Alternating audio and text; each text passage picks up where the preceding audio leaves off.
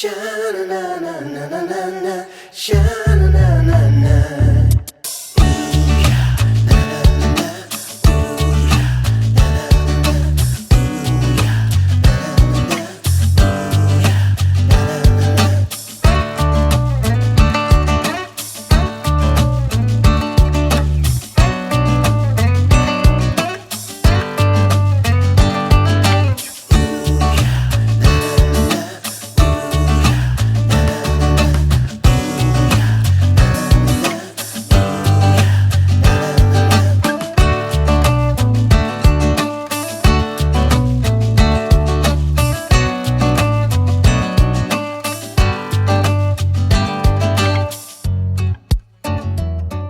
Hi everybody, this is Laura with Jot and Tittle Vintage Typewriters. So glad you're with me today. We're going to take a look at a 1951 Sears Celebrity Electric. And I believe Sears is made by Brother. I'm not quite sure. But this is the original colors. It's two-tone, burgundy and cream. And so we're going to do a tutorial video here. And so we're going to just kind of start off and first of all, on the bottom, I'm not going to pull it all the way around, but if you're looking for the serial number, you're going to find it on the bottom. We're going to start with the back. Here is your paper holder, margins, okay, press and drag.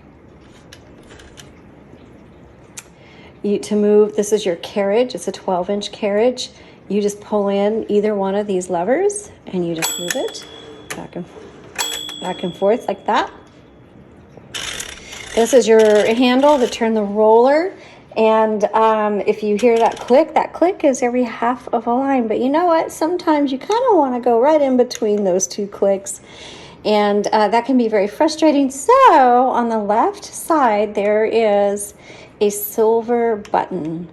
And so if you've got your typewriter handy, take a look at the left side of your typewriter. You'll see it. And if you press that in while you're turning the handle, you'll notice it's not clicking anymore.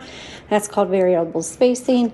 And you can put your paper anywhere you like. So let's go ahead and load a piece of paper. And it's going to go right here against this plate. Turn that.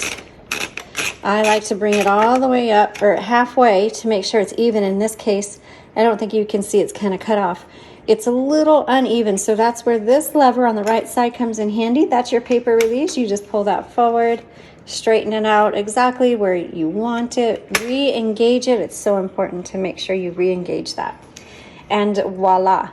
So then here is your return handle. Now this is an electric typewriter, so it does need to be plugged into the wall, but the return handle is manual.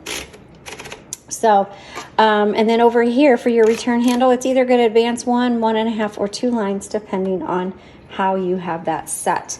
Now I'm going to move this carriage all the way to the left. We're going to open up this top, and inside you're going to find your typing basket. So here's your type bars, here's your ribbon spools. Your ribbon reversal is right here. Okay. The spools take a universal, or the typewriter takes a universal ribbon spool. You can find those easily on our website at jotandtittletypewriters.com. You can also find them in many places. This does take a 2-color spool, so black and red is the most common. Black on top, red on bottom. They just pop in and out very easily. Make sure it's threaded through the guide wires. There's 2 right here, and then there's this section right here in the middle. Now we just simply don't have the time to do a video on every single typewriter on how to thread them, because 1, it takes a while, 2, it is messy. So keep that in mind. I would not wear white or anything that is important to you. And have a little damp cloth handy, because you will get it everywhere. But keep in mind that when you do thread, you may have to jimmy it here and there and slide it through slits on the top or slits on the bottom. But we do have an up-close photo of this. If you look in the product listing link, screenshot that or grab that photo, keep it on hand, and that'll at least help you know. You can compare the photo to when you are loading your ribbon. Okay, let's go ahead and close this and continue down here. You're going to find your tabs. So if you press this bar, it'll tab over. You can clear it and then you can set it, hit it. So that's your tab. This is a half space. This is regular space.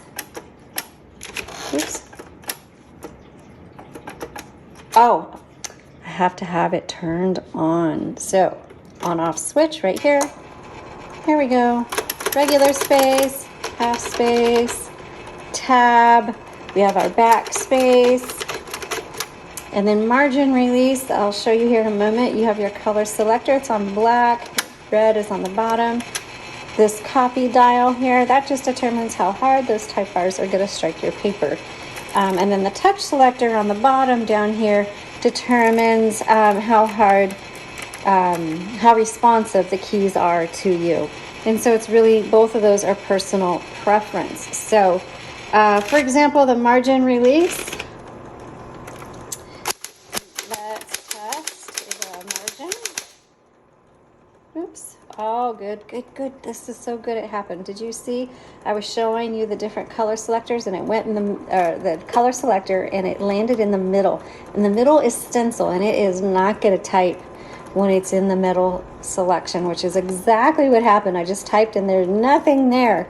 So I got to make sure it's firmly on the black or the red. So if your typewriter is not typing or it's acting weird, there's two things to check. One, reverse the direction of your ribbon, and two, make sure that your color selector is firmly on black or red.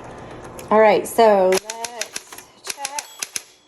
There's the bell saying, hey, you need to hit the return handle. The margin, okay, it's stopped on me. It's not going to go any further. Hit that MR button. Now I can finish my word, go to the next line, and yep, and that is how you use a 60s Sears, what is it, Celebrity Electric. And there's a link below if you want to see more typing in action on this typewriter. You can go to the typing demo that I did for it. Okay, thanks so much for watching. You all have a blessed day.